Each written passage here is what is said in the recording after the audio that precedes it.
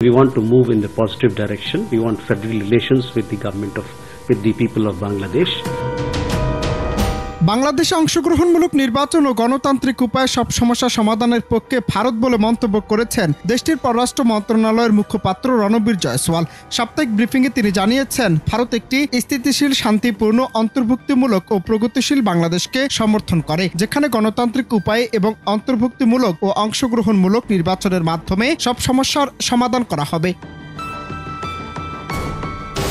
রণবীর জয়সওয়াল বলেন, তারা আশাবাদী যে বাংলাদেশের গণতান্ত্রিক উপায়ে এবং অন্তর্ভুক্তিমূলক ও অংশগ্রহণমূলক নির্বাচনের মাধ্যমে সব সমস্যার সমাধান করা হবে।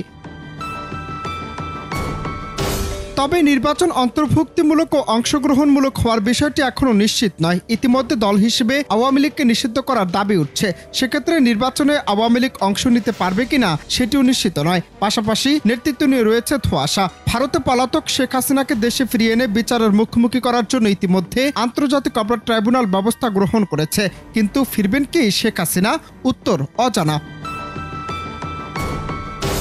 এদিকে ভারতের ব্রিফিং বলে দিচ্ছে, গণতান্ত্রিক উপায়ে এবং অন্তর্ভুক্তিমূলক ও অংশগ্রহণমূলক নির্বাচনের আশা করা মানে শেখ হাসিনাকে সুযোগ করে দেয়া। এ ধরনের নির্বাচন ছাড়া ভারত ছাড়ছেন না শেখ হাসিনা। গেল 5 আগস্ট ঢাকা থেকে পলাতক হাসিনাকে আগলে রেখে নানা কুটচাল শুরু করে ভারত। বাংলাদেশের অন্তর্বর্তী সরকারের উপর চাপ সৃষ্টির সর্বোচ্চ চেষ্টাও করেছে তারা। তবে ভারতের প্রাপ্তির খাতায় শূন্য। দিল্লিও বুঝে গেছে হাসিনার ফেরার সম্ভাবনা এখন আর নেই। তাকে আপাতত বাংলাদেশের ক্ষমতায় বসানোর সব দুয়ার বন্ধ। জাতিসংঘের মানবাধিকার বিষয়ক রিপোর্ট ভারতের শেষ আশার আলোটুকু নিভিয়ে দিয়েছে। অনন্ত হাসান মাসুদ, বাংলা টিভি।